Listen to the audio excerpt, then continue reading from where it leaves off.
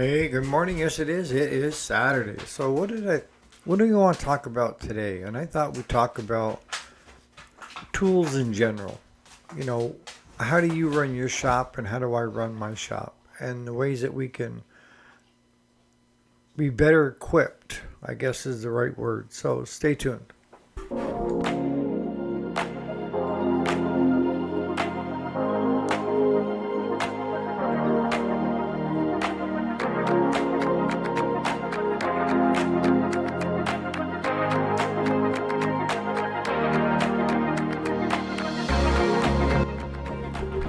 Alrighty, welcome back to the channel. My name is Eric, if you didn't already know it, and this is the weekend. Today is Saturday, July 26th of 2025.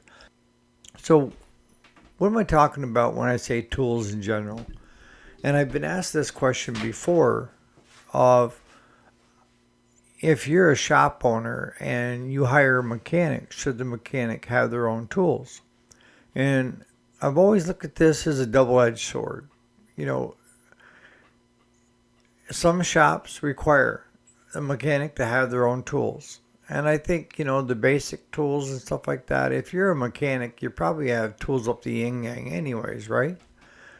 For you guys that are a one-man band, this is a no-brainer. You have to have your own tools, right? But for shop owners like myself, I had to make the choice early on. If you hire a mechanic, do you require them to come with all the tools? And a lot of shops do. They expect you to have your own tool chest full of tools.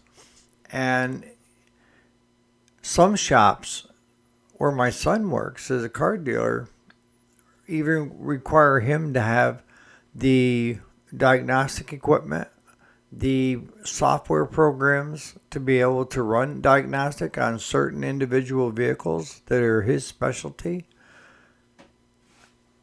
But here in my shop, I decided this quite a while back, and that was back when we had the fire in 2012.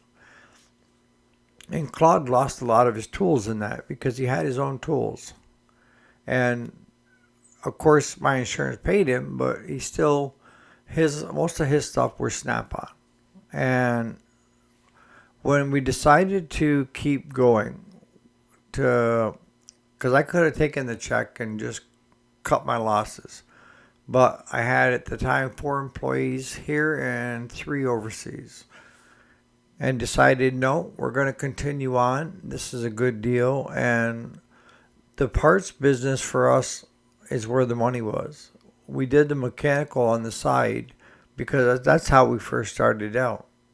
But when we moved into the new shop that we're in right now, one of the things that I decided to do at that point in time was I will supply the tools.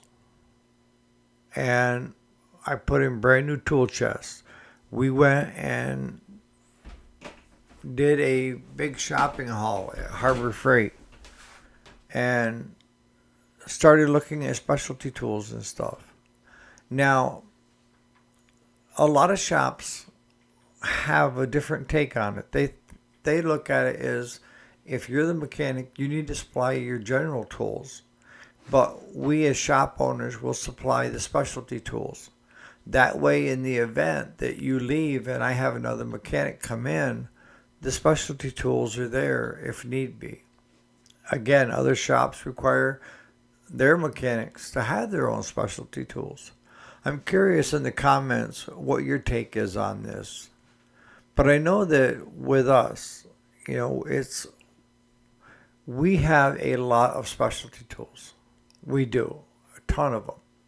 And it's one of those hit and miss things. A lot of the tools that I have that are in kits only got used once. But that one time paid for that kit to have it here. And a bulk of them sit on the shelf and have since those particular jobs, right? So if you're having your mechanic go out and buy those specialty tools, he may never use them again. Me, on the other hand, as a shop owner, I like them there, and I like to have them used as often as possible. but just the fact that if we run into another similar situation, they're there. And we talked about this before. We used to do a lot of engine rebuilds because it was cost prohibitive to go out and buy a new one versus freshening up the old one. And the freshening up the old one could mean a new short block. The base with the piston rings, and you just slap on your cylinder wall and your head. But not so much anymore, because a lot of customers are turning towards, why spend $600 to $800 on rebuilding that engine that may have 2,000 hours on it, versus going to Harbor Freight and buying a brand new Predator that comes with a warranty. And you can buy the extended warranties right through Harbor Freight. They're all Predator engines. They're all made in China. And they bolt up. It's a hard sell, right? So a lot of the stuff that we had around for engine rebuilds don't hardly ever get touched anymore. Everything from ring compressors to you name it, valve tools, they sit in the boxes having dust on them. But again, when it comes to the tools in the tool shop, the way I look at it, like today, if something were to happen to Claude, then everything that's in the shop I own anyways. So it's not going to be an issue. Everything he has for tools and everything he has up to his house. And when it comes for tools, I've got the tool chest that you guys see in some of the videos that you guys helped me with getting the shop cleaned up. But I've also got the one out in the repair shop in the bay. And then in my garage, I've got another one as big, if not bigger, full of tools. And then I also equip the trucks. Yes. Because we've been doing over the years a lot of road calls. And we're going to have to step up our game on pricing and stuff, because we're pricing it out too cheap. And this is like a whole new subject or a different subject, but bear with me. When we first started out, we were willing to take on any job. And that's not a good place to be. You're eager, you're hungry, and you take on a lot of projects that you end up losing on by the time you pay fuel, vehicle upkeep, time, because you're paying. If you here, let me just put it simply. If you're not at the shop, you're not getting so much an hour from fixing stuff. Because it's a whole lot easier to fix stuff in the shop, right? Because all the tools are right there. If you need heat, you got the torches sitting right there. Yeah, you got MAP gas that we have in the trucks. But it's not as good as having torches, especially if you got to cut old bolts and stuff like that. So I would rather be busy in the shop the 5 days a week than on the road for 2 of those. Because in the end, I'm actually losing money, right? Because let's jump back to on the road, unless you do it right, and we're not doing it right. But I pay Claude, whether he's in the shop or he's driving to another job, okay? And a lot of the bigger equipment that we work on, we don't have the trailers to haul them around anyways. We're talking huge tractors that we get involved with diesel engines and stuff. So we either have to work on it there or not work on it at all. That's the sum of it. But you still have to figure in, you have your truck maintenance, and that could be your registrations, your licensing, your fuel costs, your upkeep. All that stuff has to take into consideration, and you have to figure it out in mileage. When we did a job up in Plattsburgh, that's right around 118 miles away. And we started the clock when we left here and when we got back here. And that is the only way to make any money because, we told the guy, why not just bring it to us? And he said, well, because he didn't have any way to do it and he'd rather pay us to do the road work. And so we loaded up what we needed and we drove all the way there, got there, and then started realizing we didn't have like a jack. We didn't realize we had to take the rear tire off to get at the hydraulic system of where it was all just gummed up from sitting for so long, the shifting.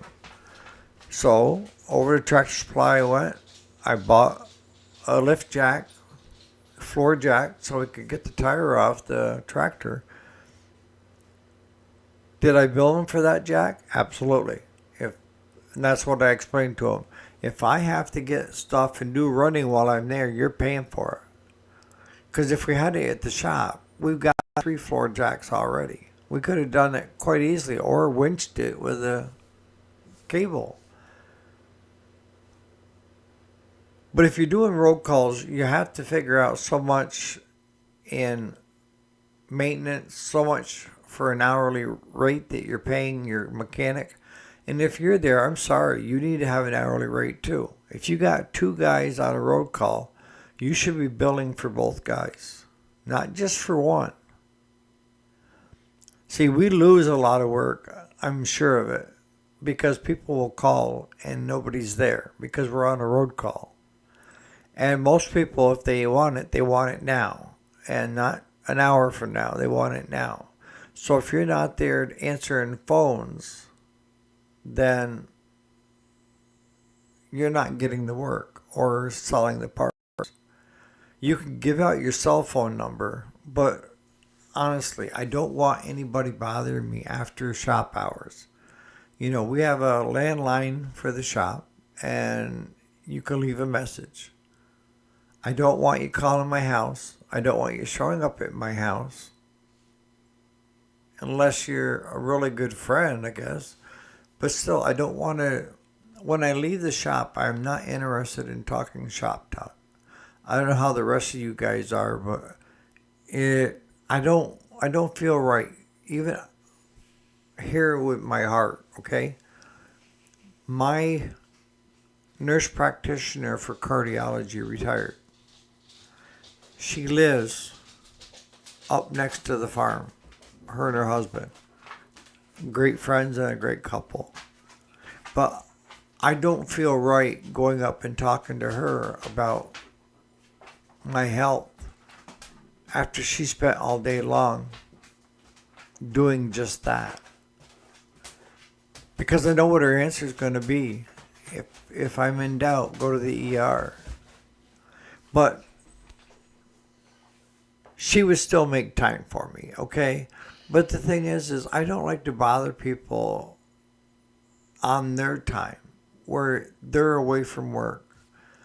And there's some people that they can't get enough of shop talk. They talk the whole time.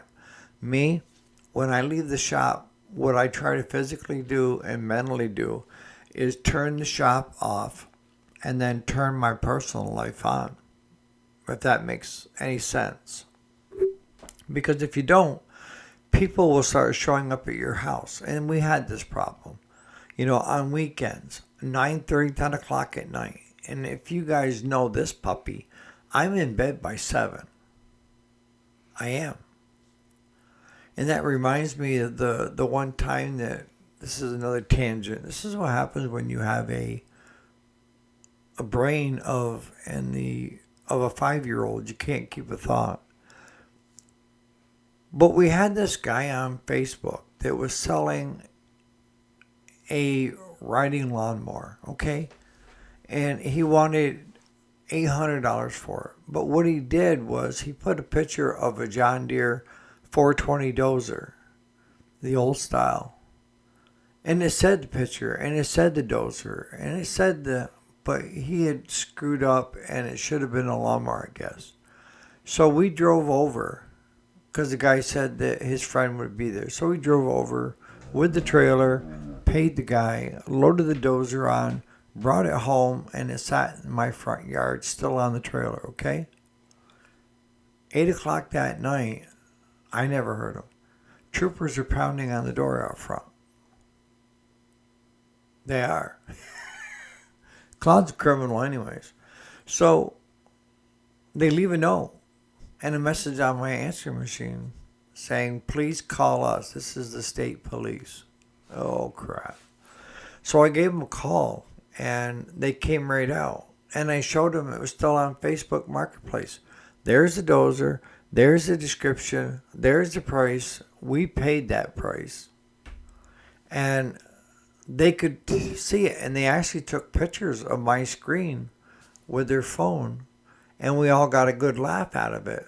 And they said, can you be the better guy and take it back? I said, absolutely. I don't want any issues with anybody in town. So we took the Dozer back. But see, those kind of things you get into when you're buying on Marketplace. If you go to bed at 7 o'clock and somebody's pounding on your door at 8, once I take my hearing aids out, I don't hear nothing anyway. So, a nuclear bomb could go off and I'd sleep through it. But you have to kind of separate out, people come into your house. That's sacrilege to me. Is I will not bother somebody and talk shop when they're trying to relax and have downtime. And just keep that in mind when you're training your customers, that this is the shop, and then after hours, don't bother us. I mean, I hate to say that in a bad way, but we had to do that with a number of our customers. But when you're doing these runs with your truck and stuff, you try to equip the trucks as much as you can with tools. And you don't think of the specialty tools that you have that are at the shop. So jobs that would take 5 minutes end up taking an hour. And this is why I've always been hesitant on doing too much work outside the shop. Here's the other one. I got 2 guys right now that still owe us and haven't paid us to come work on their equipment. And we left the bill with them and cricket. So if you don't have the piece of equipment at the shop, you have no lien on it, no hold. You can take them to small claims court, but it costs you more money to do that than it would be for what the bill is. So a lot of times, if it comes to something like that, I want them there, and I want them to pay us before we leave. And we even took like that one in Plattsburgh. We took the tandem axle trailer with us, because if the guy hadn't have paid us, I'd have loaded that bastard right on and brought it back to the shop, and it would have sat right here until then. And so in the comments, I know I get off on a tangent and stuff, but in the comments, what do you do in your shop if you have mechanics? Are they required to bring the tools in? If you're a mechanic in a shop, how much tools are you required to bring in? Does the shop owner require you to have the specialty tools as well? I know some people, like my son, he wants the specialty tools. And that dealership kind of requires it of those guys. But the way I look at it is if that mechanic leaves, so doesn't that specialty equipment. So then you, the shop, is going to have to start scrambling to get specialty equipment back into the shop for repairs to get done, right? So in the comments, let me know what you think. On that note, you guys have a great Saturday, and I still may be up for tomorrow. I'm trying to put some more hay on the ground. I got to get this fatigue back in order. And before I say goodbye, I have a special prayer for you, Jason, and your wife and your family. Hopefully she gets to feeling better and the surgery goes well. You're in my heart and prayers. And on that note, you guys have a great Saturday.